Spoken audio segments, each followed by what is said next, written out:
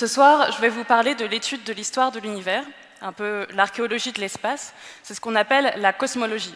Alors cela implique que je vais vous donner beaucoup de mauvaises nouvelles. Je propose même qu'on ait un compteur de mauvaises nouvelles. Kelly, est-ce que tu veux compter pour moi les nouvelles que je vais dire et je vais te demander à la fin le total. Je suis cosmologiste, donc je cherche à comprendre de quoi est fait l'univers, quelle est son évolution, quelle est son histoire. Et pour cela, on doit demander de l'argent au gouvernement, première mauvaise nouvelle, afin de construire des instruments à la pointe de la technologie pour observer l'espace. Par la suite, on construit des modèles, des théories afin d'expliquer ces observations. Le modèle actuel de la cosmologie s'appelle le modèle lambda-CDM. Ce modèle et le cadre est à la base de nos recherches en cosmologie. Selon ce modèle, l'univers est en expansion depuis le Big Bang il y a 13 milliards d'années et se structure depuis en étoiles, galaxies et amas de galaxies. Le Big Bang, d'ailleurs, c'est le moment où l'univers est tellement chaud et tellement dense que les lois actuelles de la physique ne permettent pas de décrire cet état. Autre mauvaise nouvelle. Ensuite, on a observé que les galaxies non seulement s'éloignent les unes des autres, mais elles s'éloignent de plus en plus vite. Autrement dit, l'expansion de l'univers s'accélère. On explique cette accélération par l'existence d'une énergie qu'on appelle l'énergie noire. On symbolise la forme la plus simple d'énergie noire par la lettre grecque lambda. De plus, plusieurs observations nous indiquent qu'il y a plus de matière que la matière que l'on peut voir. Cette matière invisible, on l'appelle la matière noire. En anglais, cold dark matter, qu'on abrège en CDM. Ces deux types d'énergie, de matière, constituent 95% de l'univers, donc la majorité de l'univers. D'où le nom du modèle lambda, énergie noire, CDM pour la matière noire. 95% de l'univers, on connaît leurs propriétés assez bien, mais on ne sait pas exactement de quoi elles sont faites. Donc imaginez, 95% de l'univers et on ne sait pas vraiment ce que c'est. Autre mauvaise nouvelle.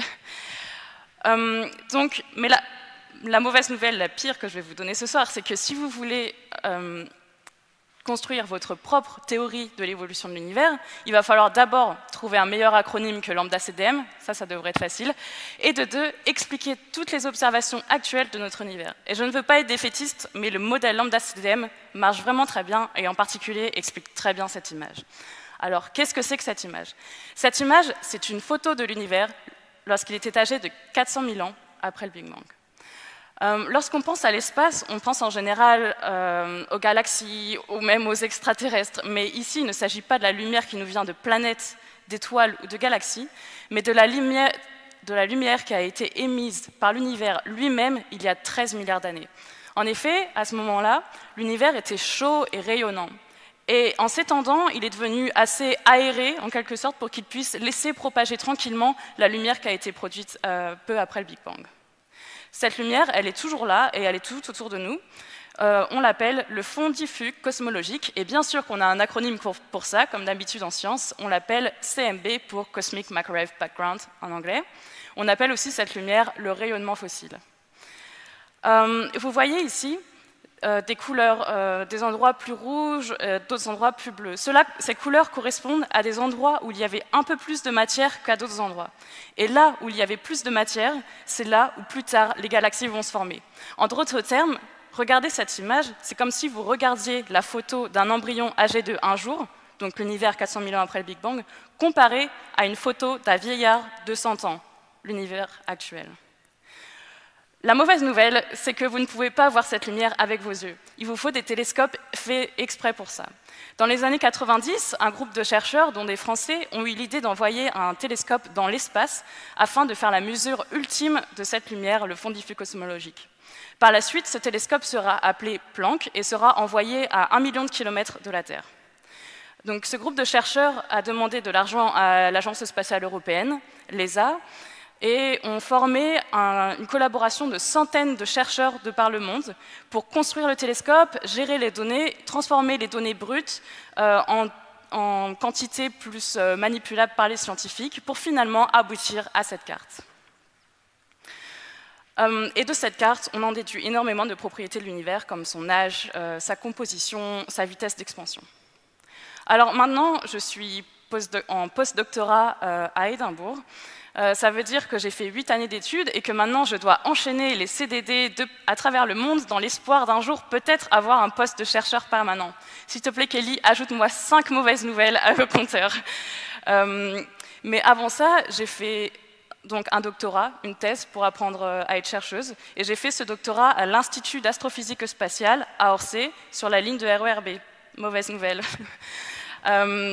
Donc l'IAS, l'Institut d'astrophysique spatiale, est un des laboratoires majeurs qui a géré ce satellite Planck. Donc j'ai suivi de très près le développement de cette mission. J'ai vu à quel point les scientifiques ont travaillé d'arrache-pied, ont eu énormément de discussions avec tous les autres membres de la collaboration, afin d'être sûr qu'il n'y ait pas d'erreur, qu'il y ait le moins d'erreurs possible entre l'observation directe du fond diffus cosmologique et l'obtention de cette carte. Et au final, ce travail titanesque de centaines de chercheurs de par le monde a conduit à vraiment un tournant majeur dans la cosmologie, car on connaît les propriétés de l'univers à une précision très très grande. Et d'ailleurs, maintenant, alors que le satellite Planck a arrêté d'observer le fond diffus cosmologique en 2013, c'est toujours la source la plus précise, c'est toujours la source des mesures les plus précises de notre univers. En résumé, cette image nous vient de l'univers lorsqu'il était très jeune, il y a 13 milliards d'années, lorsque l'univers était beaucoup plus facile à comprendre que son état actuel, avec son expansion accélérée et ses galaxies de partout. Donc combien de mauvaises nouvelles on a eues ce soir? 10, j'ai bien plombé l'ambiance, c'est bien, mais je voudrais finir quand même par vous dire quelque chose. Beaucoup de télescopes sont maintenant en cours de construction pour observer d'autres propriétés du fond diffus cosmologique, mais aussi pour regarder les galaxies. Et ces observations, peut-être qu'elles vont nous apprendre d'autres choses. Elles vont permettre de répondre à des questions comme comment sont formées les premières étoiles, quel est l'âge de la plus vieille galaxie, ou qu'est-ce que l'énergie noire.